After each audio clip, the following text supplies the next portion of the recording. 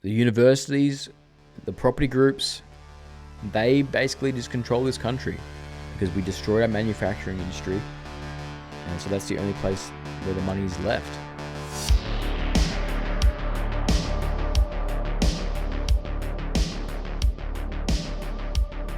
Okay, hello everyone. My name is Lawrence, or What's News.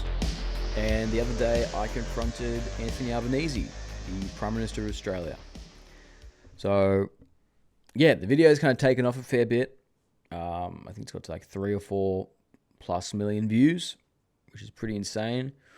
And I'm glad to say a lot of people are very supportive of me questioning a politician to their face, because I think it's a very refreshing change from what we've usually got with the curated press that usually surrounds the politicians at their press conferences.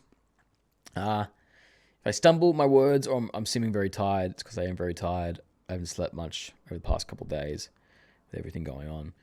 But I thought I would just make a video, just for the record, just explaining why I did it, aside from the obvious, and just a bit of my history and where I'm from, and I'll just go some of these articles and talk about some of this security threat stuff that they were mentioning, with James Patterson mentioning, we need to up the security threat or the security protocols.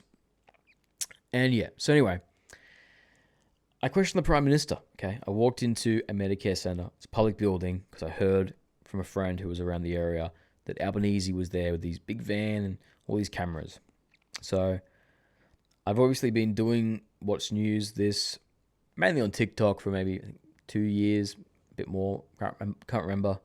But I've been talking about immigration for at least the past year alone, because I just realized that it is the root cause of a lot of the decay in this country, a lot of the chaos, a lot of the frustration, and whether it be congestion, the housing market, the buying market, just overall, the medical system, just overall demand on everything has increased because obviously they're bringing in millions of people. So I wanted to just say it straight to the guy's face, straight to Albanese's face. Like, what are you doing? What are you doing? Like, how are you doing that? Like this stuff? Like, do you not understand? Are you that much of a sociopath or a psychopath? And I just wanted to look him in the eyes, and there wasn't much happening there. Wasn't really much going on. But anyway, I'm not going to play the video. I'm going to assume you've all watched the video, basically. But it is just basically me. I have my say. You know what? Screw it. I'll play it. So this is me talking.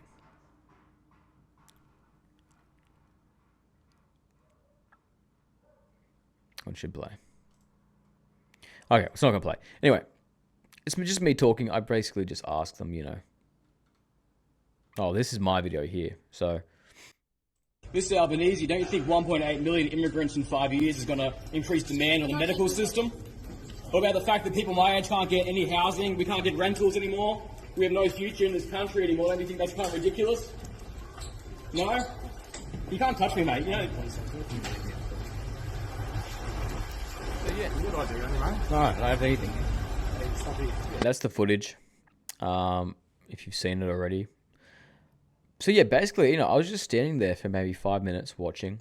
I made sure when I spoke to avoid interrupting this Indian doctor here, because I was trying to be respectful. I found a gap in the speech, a gap in the speakers, and I just asked my question. And then, as you saw, immediately as I speak up, the cameras just turned right on me.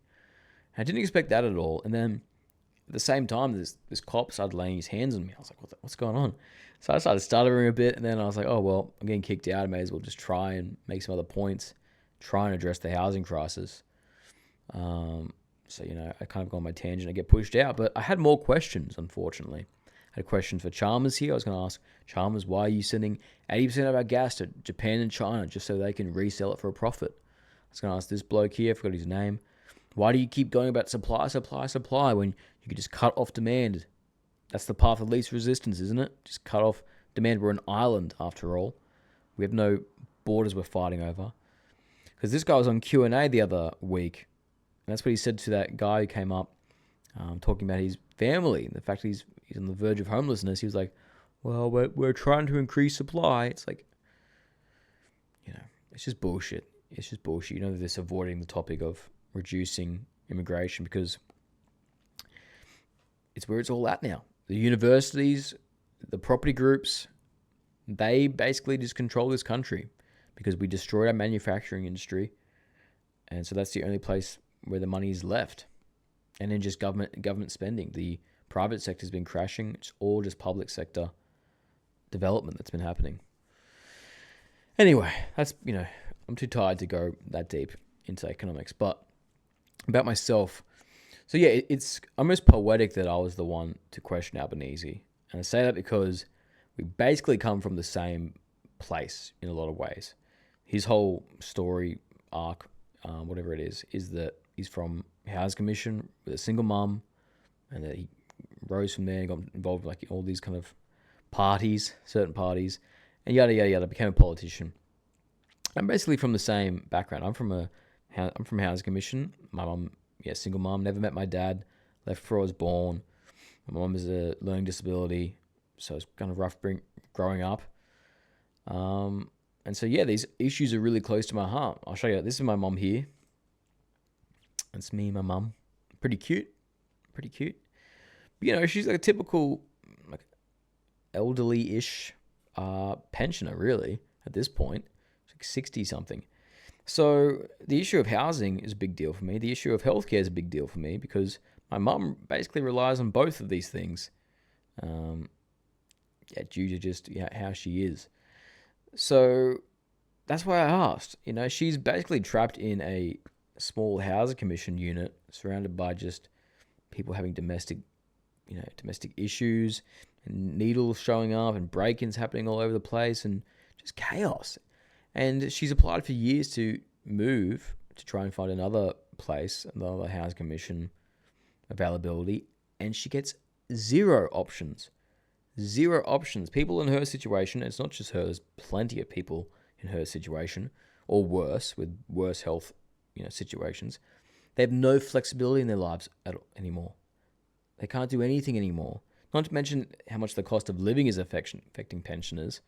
It's tragic. Just no control of their lives, no security, nothing, no safety net. So it's a big issue for me. And then, of course, healthcare. If my mum has to depend on the healthcare system and we're bringing all these people, it's going to get overburdened. The same goes for a lot of other people. Right?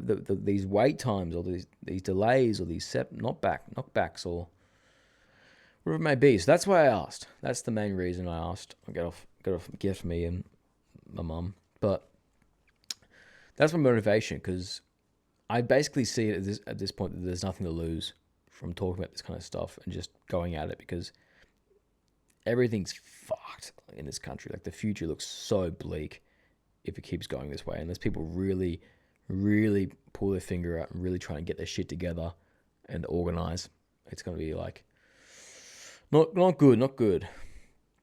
So that's why I did it. And then I had a bunch of articles written about me saying that I'm some extremist, right-winger, heckler, crazy guy. I'm a protester. I came to ask a question, okay? Because I know you don't have the answer, Albanese. That's why. Because I know I wanted to make you look like a fool. Because you are a fool. You're worse than a fool. But I want to just point it out. And I accomplished that.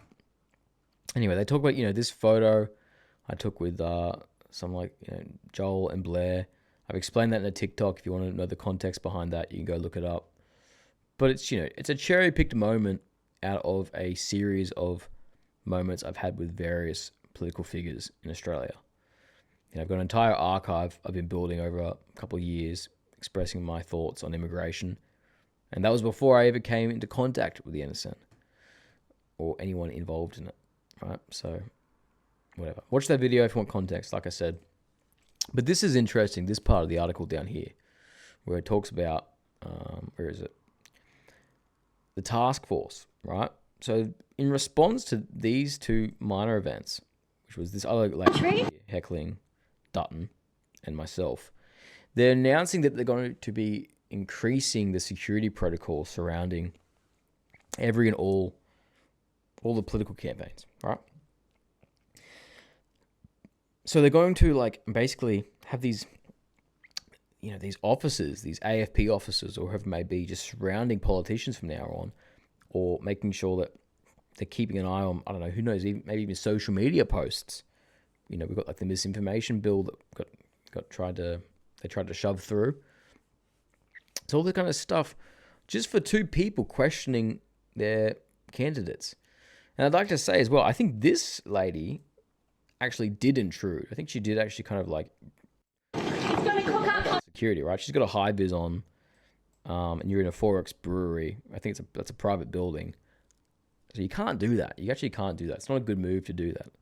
And I wouldn't recommend that. For me, okay, I went to a Medicare building. I'll show you the building. You want to see it? That's the building. I went to a Medicare building. And then they're making it out as if I broke in. I breached security. I walked into a door and walked left, walked 5 meters, and it was just a line of press. And I stood at the back of them, and I just put my camera up. Some big, but this guy here, James Patterson, goes on about how, this is gonna make the politicians retreat from the public, and then because everyone's threatening them at the moment because I don't know what's going on, but they need to pull their heads in. It's like, maybe ask yourself why these politicians are receiving so many threats. Maybe it's the cost of living. Maybe it's all the immigration you're bringing in. Maybe that's why people don't like politicians anymore. It's insane though. Anyway. In the context of the federal police saying that threats to parliamentarians and other high office holders are the highest they have ever been. And it means actually police have to divert significant resources to protecting politicians at campaign events that could otherwise be out there solving crimes in the community. And it's very regrettable. I don't think we want to move to a style of politics we see in some other countries where our political leaders are cocooned in a security bubble and can't interact with Australians. So these ratbag protesters who are turning up at events might think they're being clever, but all they're going to do is make our politicians more removed from the public, and I don't think that's a good thing.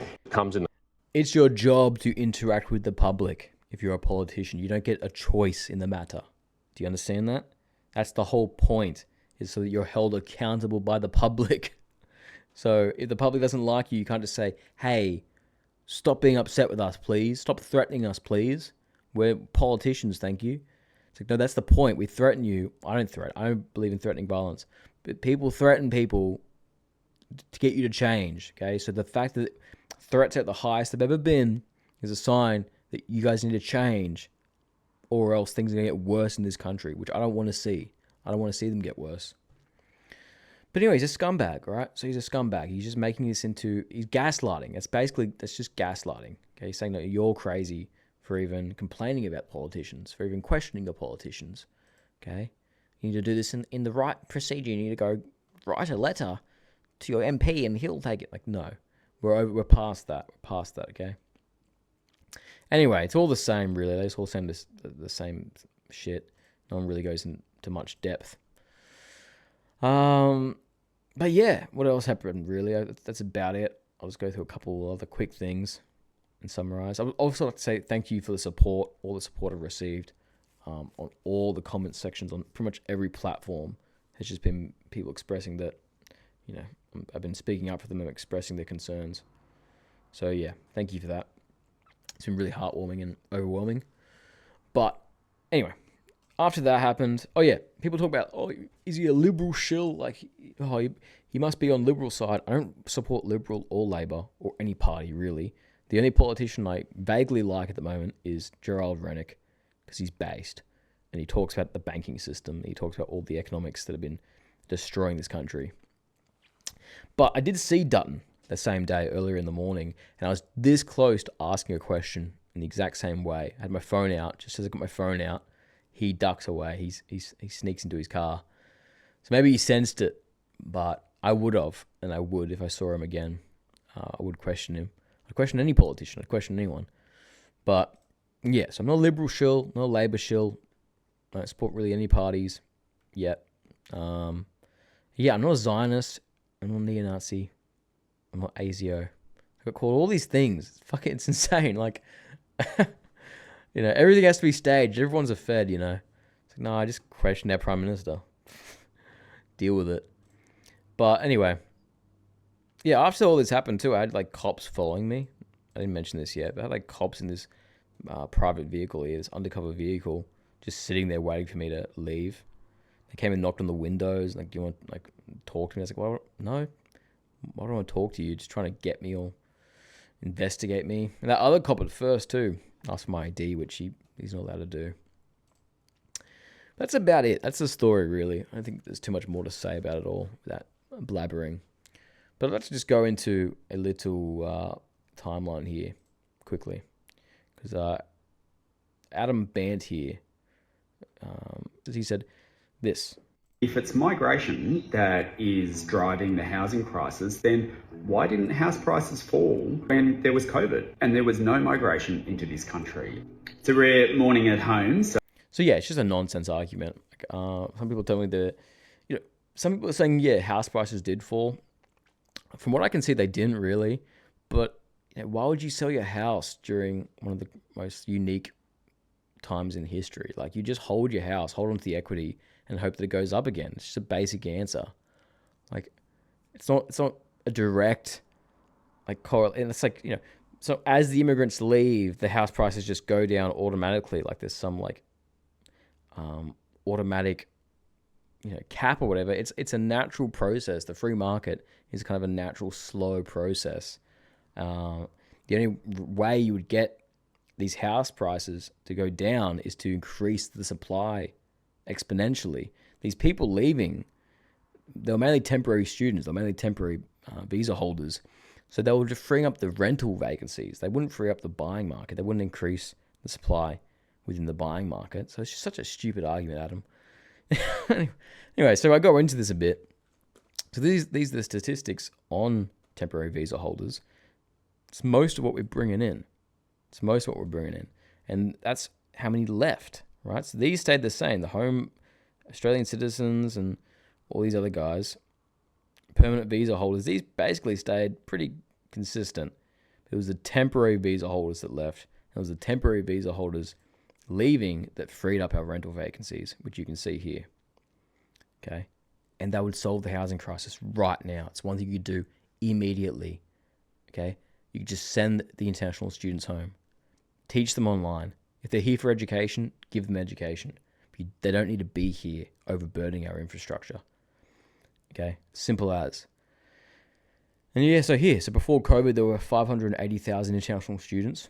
Half of those left, only half, and it still caused this much of an effect. Right? And then after that all happened, I think after everything went back to normal, they brought in another 600,000 people, which completely destroyed any sort of rental market that we used to have. And that's why we're in the situation we're in now. There's no doubt in my mind. That's exactly why. So like I've said in some previous posts, my stance is deport the international students, deport the temporary resident holders, because there's no reason for them to be here. We're not charity. We're a country. We're a nation. And we would solve this instantly. There's 850,000 at least by the time of this period. By the time of that report, almost 1 million people here who have no claim to be here. And what they're doing is these students, they just get bridging visas and then apply for PR, and they just wait in our country for years and years and years until they get their citizenship, or the PR and then citizenship. So it's a fraud. While people are living like this, it's criminal. It's criminal. But anyway, that's what this whole channel is about. So in coming episodes, I'll dive deeper into these kind of issues. But the main point of today was to just kind of give my perspective and a bit of context. So I think I accomplished that. Thanks for all the support again. Thanks for watching this. If you watched to the end, stay tuned. And yeah, cheers.